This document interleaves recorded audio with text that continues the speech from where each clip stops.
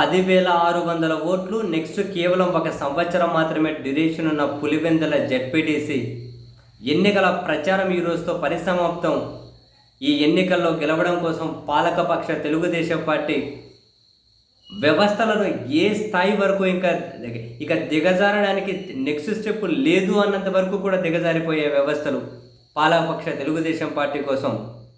ఎన్నికల వ్యవస్థ దగ్గర నుంచి పోలీసుల దగ్గర నుండి ఈ మొత్తం ఎన్నికల చుట్టూ జరుగుతున్న దారుణాలు దౌర్జన్యాలు చూస్తే ప్రజాస్వామ్యాన్ని ప్రేమించి ఎవరికైనా కనుక భయం కలగక మానదు. అంత దారుణమైనటువంటి పరిస్థితులను మనం చూస్తూ ఉన్నాం. ఎప్పుడైనా ఎన్నికలు ఫెయిర్గా జరగాలి, ఎప్పుడైనా ఎన్నికలు చాలా క్లీన్గా జరగాలి. ఎవరైనా గెలవనియండి, టీడీపీ గెలుస్తుందా, వైసీపీ గెలుస్తుందా, పోటీ చేస్తే మీరు గెలుస్తానా నేను గెలుస్తానా అన్నది డజంట్ మ్యాటర్. కానీ ప్రజలు స్వేచ్ఛగా ఓట్లు వేయాలి, ఫెయిర్ ఎలక్షన్ జరగాలి. సరే, పులివెందుల జెడ్పీటీసీ కోసం ఎందుకు పాలకపక్షం వైపు నుంచి అంతమంది మంత్రులు, ఎంపీలు, ఎమ్మెల్యేలు, రాష్ట్రం మొత్తం ఆడే కేంద్రీకరింపబడి ఉంది. పర్వాలే, తెలుగుదేశం జాతీయ పార్టీ కాబట్టి అవసరమైతే ఢిల్లీ నుంచి తెలుగుదేశం పార్టీ ఏదైనా శాఖ ఉంటే వాళ్ళ దగ్గర నుంచి ఇక్కడ పిలిపించి ప్రచారం చేయించుకోవచ్చు, అంతవరకు ఓకే. కానీ ఈ దాడులు, దౌర్జన్యాలు, ప్రజాస్వామ్యాన్ని అపహాస్యం చేస్తూ ఇది నిజంగా చాలామందిని బాధ పెడుతుంది, చాలామందిని భయపెడుతుంది. ఎన్ని దాడులు జరిగినా, ఎన్ని దౌర్జన్యాలు జరిగినా ప్రజలు చైతన్యవంతులై అన్ని ఆలోచించి ఓట్లు వేయాలి అని చెప్పి నాలాంటి చాలామంది కోరుకుంటున్నారు. అందులో భాగంగానే పులివెందుల మేధావుల ఫోరం ఒక బహిరంగ లేఖ అక్కడి ప్రజలకు విడుదల చేసింది. ఒక్కసారి మనం ఆ లేఖలోని అంశాలను కనుక యథావిధిగా చూస్తే, యథాతథంగా చూస్తే ఆలోచించండి, విజ్ఞతతో తీర్పు ఇవ్వండి. పులివెందుల ప్రజలు తెలుగుదేశం పార్టీకి ఎందుకు ఓట్లు వేయారు, ఎందుకు ఓట్లు వేయాలి, వాళ్ళు ఏం చేశారని ఓట్లు వేయాలి. పులివెందులలో భయానక పరిస్థితులు కల్పించినందుక, ప్రశాంత పట్టణంలో విచ్చలవిడి దౌర్జన్యం చేస్తున్నందుకు ఓటేయాలా, కోనసీమను మరిపించేలా పంట పొలాలు ఆహ్లాదకర వాతావరణంతో పచ్చటి గ్రామాల్లో రక్తపాతం పారిస్తున్నందుకు ఓటేయాలా, కామధేనువు లాంటి వైఎస్ కుటుంబాన్ని కాదని పక్క వారిని ఎందుకు బలపరచాలి. పులివెందుల మండల ప్రజలు ఒకసారి ఆత్మావలోకనం చేసుకోవాలి. అభివృద్ధికి వైఎస్ కుటుంబం చిరునామా. ఎన్నో ఏళ్ళు అధికారంలో ఉన్నామని చెప్పుకునేందుకు మాత్రమే చంద్రబాబు, తెలుగుదేశం పార్టీ పరిమితం. నిర్దిష్టమైన అభివృద్ధి చేశామని చెప్పుకునేందుకు ఒక్కటంటే ఒక్కటి లేదు పులివెందుల్లో.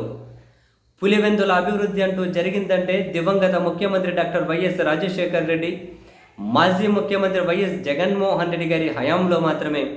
ఈ విషయం పులివెందుల ప్రజలుగా మీకు తెలియంది కాదు, కళ్ళెదుటే కనిపిస్తున్న వాస్తవం అది. విద్యాపరంగా జేఎన్టీయూ ఇంజనీరింగ్ కళాశాల, ఇడుపులపై IIIT స్కిల్ డెవలప్మెంట్ సెంటర్, నాడు నేడు పథకంలో అపురూపంగా మారిన పాఠశాలలు, ఫుడ్ సైన్స్ కాలేజ్ ఇట్టే గుర్తు చేస్తూ ఉన్నారు. ఆరోగ్య రంగంలో డాక్టర్ వైఎస్ఆర్ మెడికల్ కళాశాల, నర్సింగ్ కళాశాల, ఉపాధి రంగంలో UCIL, Aditya Birla fashions, Govindaraj textiles, వ్యవసాయ రంగంలో చినీ market yard, banana research centre, IGCARL, doctor YSR horticulture university గుర్తుకు వస్తాయి. ఒక్క ప్రాంతంలో ఇన్ని సంస్థలు రావడం సాధ్యమా? వైఎస్ కుటుంబం చలవే కదా ఇదంతా. కృష్ణా జలాలు మెట్ట ప్రాంతంలో పారించాలనే తపన డాక్టర్ వైఎస్ రాజశేఖర్ రెడ్డిది. అందుకే గండికోట రిజర్వాయర్ నుంచి నీరు లిఫ్ట్ చేసి పైడిపాలెం రిజర్వాయర్ నిల్వ చేసే బృహత్తర ప్రాజెక్టును తీసుకొచ్చారు.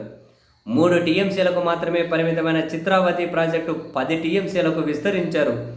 గండికోట నుంచి చిత్రావతి లిఫ్ట్ ద్వారా నీళ్లు తీసుకొచ్చారు. కుడి ఎడమ కాలువలు తవ్వారు.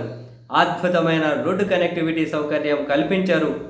Bengaluru Vijayawada express highway, outer ring road, village connectivity road, సచివాలయాలు, world class RTC bus stand, cricket stadium, mini secretariat, Ulimella lake view, రాణి తోపుల, ఇవన్నీ వైఎస్ కుటుంబం తీసుకొచ్చినవే కదా. టీడీపీ గెలుపు ఎవరికి ప్రయోజనం? పులివెందుల జెడ్పీటీసీ ఉప ఎన్నికల్లో టీడీపీ గెలుపు ఎవరికి ప్రయోజనం? ప్రధానంగా బీటెక్ రవికి, పరోక్షంగా ఎమ్మెల్యే ఆదినారాయణ రెడ్డికి. ఇది జగమెరిగిన సత్యం. అందుకే ఇరువురు కలిసి కుట్రలు, కుతంత్రాలకు దిగుతున్నారు. విచ్చలవిడిగా దౌర్జన్యాలు చేస్తున్నారు. పోలింగ్లో దుమ్మి చేయాలని చూస్తున్నారు. పోనీ ఆ తర్వాత కూడా ఇలాగే ఉంటారా? 2019లో అధికారంలోకి వైసీపీ రాగానే 10 కోట్లు ఇస్తాం పార్టీలో చేర్చుకోండంటూ పదక్రాంతమయ్యారు. ఇదంతా వాస్తవమే కదా. పులివెందులలో వైఎస్ జగన్మోహన్ రెడ్డిని ఓడించామని చెప్పుకునేందుకే అంతా ఇంత యాగి చేయడం లేదు. కట్టడి చేయాల్సిన వ్యవస్థలు మిన్నకుండిపోయాయి. టీడీపీ పెద్దలు చంద్రబాబు, లోకేష్ మెప్పు కోసమే ఈ యాగి అంతా. నేషనల్ మెడికల్ కౌన్సిల్ 24-25 విద్యా సంవత్సరంలోనే పులివెందులకు 50 ఎంబీబీఎస్ సీట్లు మంజూరు చేసింది. నిర్దయగా వద్దని చంద్రబాబు సర్కార్ లేఖ రాసింది. జేఎన్ఎస్ఎస్ నుంచి హెచ్ఎన్ఎస్ఎస్ అనుసంధానం ప్రాజెక్టును మరుగునపరిచారు. ఎలాంటి పురోగతి లేదు. తెలుగుదేశం పార్టీకి ఎందుకు ఓట్లేయాలి?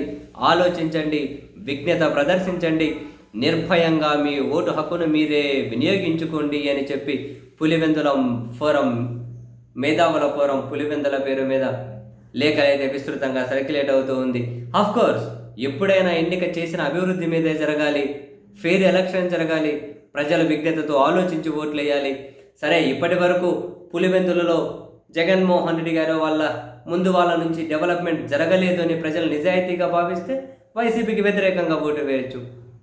ఎవరో బెదిరించారనో, ప్రలోభాలకు గురి చేశారనో, మరొకటో భయపెట్టారనో అభివృద్ధి చేసిన వాళ్ళకు దూరంగా ఓట్లేశారు అనుకోండి, రాబోయే రోజుల్లో అందరూ బెదిరించడాన్ని, ప్రలోభ పెట్టడాన్ని, దౌర్జన్యాలని నమ్ముకుంటారు. అటువంటిప్పుడు అల్టిమేట్గా నష్టపోయేది ప్రజలు మాత్రమే. అందుకే పులివెందుల ప్రజలు ఖచ్చితంగా విజ్ఞతతో పులివెందుల మండల ప్రజలు ఓటు వేయాల్సిన సమయం అయితే ఆసన్నమైందని ఈరోజు ఉదయం కూడా మనం చాలా క్లియర్గా చెప్పాము.